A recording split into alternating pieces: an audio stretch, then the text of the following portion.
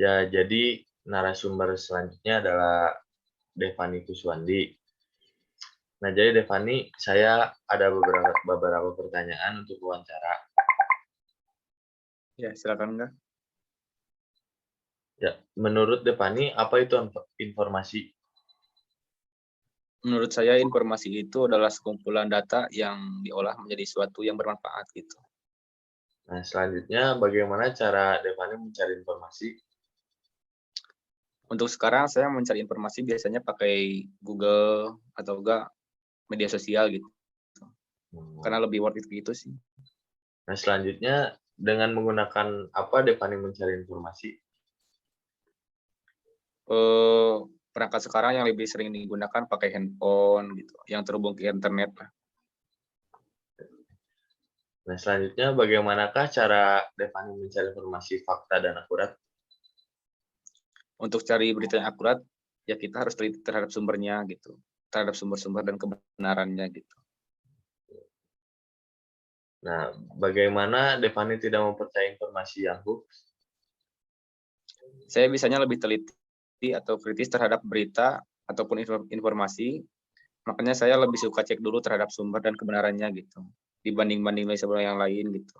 Jangan kita memandang terhadap suatu sumber yang belum tentu kita tahu kebenarannya gitu. Selanjutnya, apa sajakah yang membuat Devani mempercayai terhadap sebuah informasi? Kalau saya lebih percaya kepada sumber-sumber yang mempunyai cap tidak pernah menyebarkan hoax gitu. Tapi tidak hanya satu sumber, bahkan lebih dari satu untuk saya dibandingkan kebenarannya gitu. Nah, bagaimanakah perasaan Devani jika mempercayai informasi hoax? Kalau menurut saya sih merasa tertipu banget ya, karena kita jadi salah tangkap terhadap informasi. Bahkan bisa mempunyai pandangan negatif terhadap pihak yang sangat dirugikan gitu. Nah, pertanyaan terakhir, apa saja sih menurut Devani dari informasi hoax tersebut dampaknya? Dampaknya banyak sih. Ya salah satunya tadi yang bisa dipandang negatif gitu sama netizen-netizen atau pengguna media sosial terhadap pihak yang dirugikan gitu. Nah, Mungkin makasih ya segitu Devan. saja. Segitu sajalah Oh iya, boleh. pertanyaannya. Terima kasih ya Devan. Iya, sama-sama, Kak. Halo Dea, Halo, saya Angga ingin izin mewawancarai Dea. Boleh? boleh. Nah, jadi saya mempunyai beberapa pertanyaan untuk wawancara. Yang pertama, apakah Anda mengetahui arti dari distribusi informasi? Yang saya ketahui tentang distribusi informasi yaitu sebuah cara untuk memperoleh dan membagikan informasi kepada orang lain. Nah, pertanyaan yang kedua, apakah Anda mengetahui cara mendistribusikan informasi menggunakan media sosial? Caranya yaitu dengan cara mencari berita atau membagikan berita seperti dari berbagai platform, yaitu seperti blog, Twitter, Instagram, dan media sosial lainnya. Nah, selanjutnya, apakah dia mengetahui cara mendistribusikan informasi menggunakan aplikasi percakapan? Mengetahui, yaitu dengan cara menggunakan fitur berbagi. Tetapi bisa saja kalau melalui aplikasi chat, kita bisa memberikan informasi dengan menchat personal kepada orang yang akan kita membagikan informasinya. Selain menggunakan chat juga, seperti pada aplikasi WhatsApp, kita bisa memberikan voice note untuk membagikan informasi.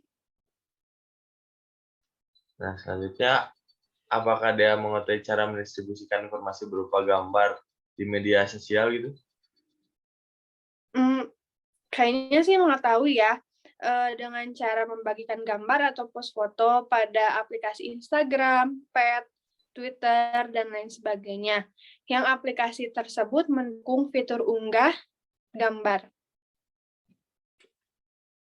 Nah, apakah dia mengetahui juga cara mendistribusikan informasi berupa gambar di aplikasi percakapan? Nah, pada aplikasi percakapan, kita bisa membuat status seperti pada WhatsApp. Selain itu juga, kita bisa membagikannya langsung melalui chat kepada banyak orang dengan cara broadcast. Maka chat tersebut jika dibagikan melalui broadcast akan terkirim otomatis kepada orang-orang yang telah kita pilih. Nah, selanjutnya dia juga apakah memahami etika dalam mendistribusikan informasi?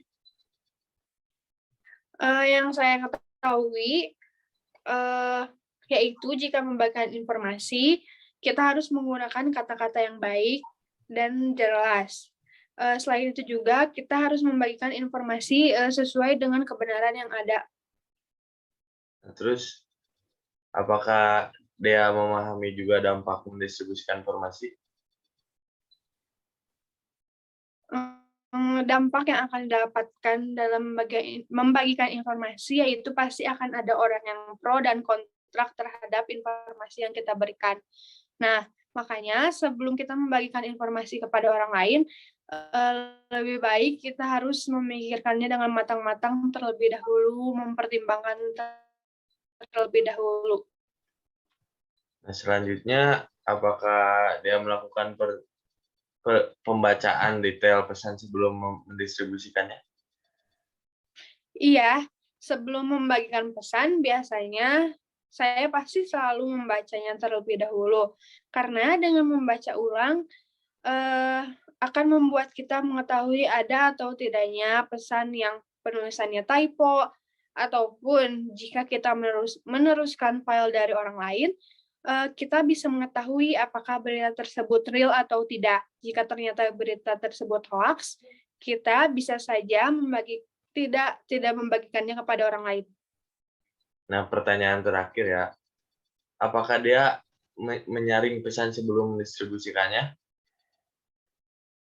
Iya, karena dengan menyaring pesan seperti itu, kita bisa mengetahui kebenaran atau tidaknya sebuah informasi yang diberikan, sehingga kita tidak sembarangan membagikannya kepada orang lain. Nah, terima kasih ada sudah mau ada untuk wawancara ini. Sama-sama. Makasih ya. Iya, sama-sama.